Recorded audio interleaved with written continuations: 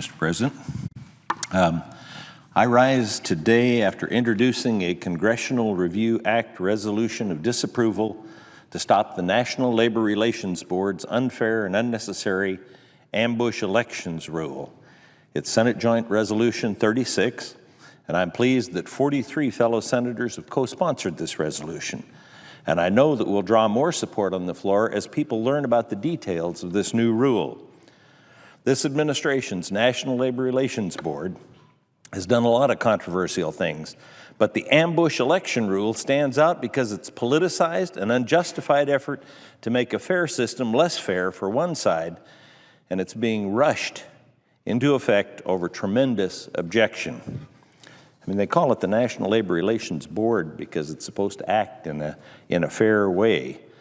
The National Labor Relations Act, which the National Labor Relations Board enforces, is a carefully balanced law that protects the rights of employees, fairness to employees, to join or not join a union, and also protects the rights of employers to free speech and unrestricted flow of commerce. Since it was enacted in 1935, changes to this statute have been rare. When they do occur, it's the result of careful negotiations with all the stakeholders. Most of the questions that come up under the law are handled through decisions of the board. Board decisions often do change the enforcement of the law significantly, but they're issued in response to an actual dispute, an actual question of law. In contrast, the ambush election rule is not a response to a real issue, because the current election process for certifying whether employees want to form a union is not broken. This rule was not carefully negotiated by stakeholders. Instead, it was rushed into place over just 6 months, despite the fact that it drew over 65,000 comments in the 2-month period after it was first proposed. Had the board held the comment period open longer to allow more input from the regulated community, which was clearly quite engaged on the proposal, it would certainly have received even more comments. Yet this relatively small agency reported that it read through all 65,957 comments in just 7 weeks. Then they released a modified rule, and it was finalized. The rule was finalized just days before the board lost its quorum with the expiration of Member Becker's recess appointment term. Under any circumstances, a rule making this hasty looks suspicious. In this case, there's simply no justification for the rush. Today, secret ballot elections occur in a median time frame of 38 days. Unions win more than 71% of the elections, their highest win rate on record. The current system does not disadvantage labor unions at all, but it does ensure that there's fairness for the employees whose right it is to make that decision of whether or not to form a union, to pay the union dues, and to have some of that sometimes go into political campaigns. Now, there's supposed to be a poster that gives them the right not to have their money go into a political campaign, but this administration has taken that off of the poster, so they're no longer informed of that right. So it does ensure the fairness for employees whose right it is to make the decision of whether or not to form a union and have the full opportunity to hear from both sides about the ramifications of that decision, to have the time to get full disclosure. The principle of law has been upheld over nearly 7 decades. It was Senator John F. Kennedy who argued during the debate over 1959 amendments to the law that, quote, there should be at least a 30-day interval between the request for an election and the holding of an election in which both parties can present their viewpoints, end quote. Frankly, whenever I hear a government decision that aims to limit information available to citizens and depress free speech, I'm very concerned. It was the sort of agenda that was behind the card check legislation, which was defeated in the Senate. Let me repeat that again. It was that sort of agenda that was behind the card check legislation that was defeated in the Senate. I'm afraid that this rule has been hatched in the same laboratory, and I hope that it will meet the same fate. The ambush elections rule eliminates the 25-day waiting period to conduct elections in cases where a party has filed a pre-election request for review. It effectively eliminates the opportunity for parties to voice objections and settle issues before the elections. And it limits the ability to address them after the elections as well. What are we trying to hide?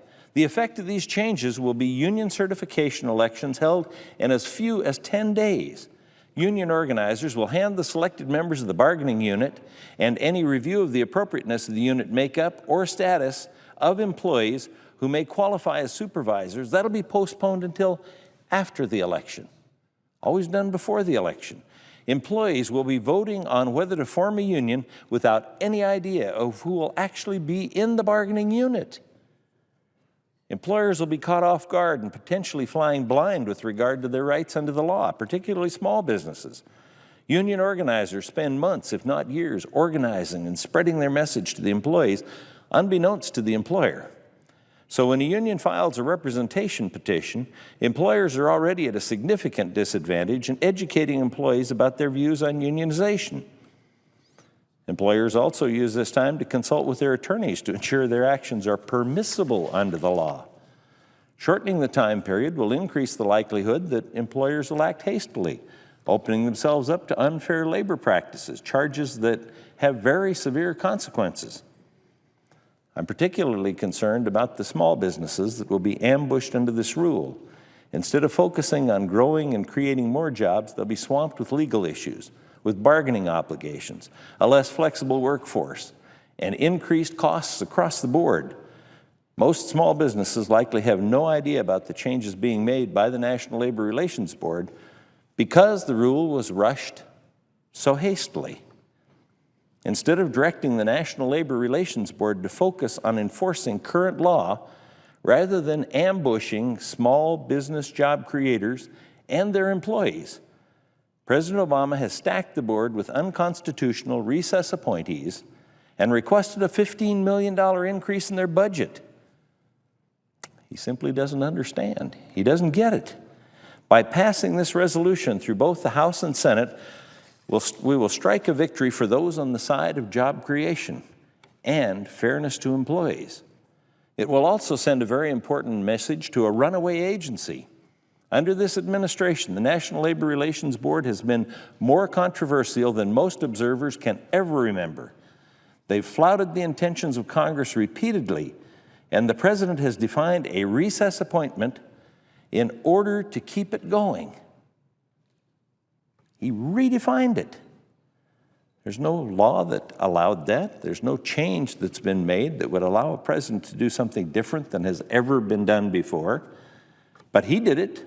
He redefined the recess appointment in order to keep the board going. A few weeks ago, National Labor Relations Board Chairman Pierce announced that he intends to push through even more controversial changes to the elections rule before the end of the year. That's as long as his term would last.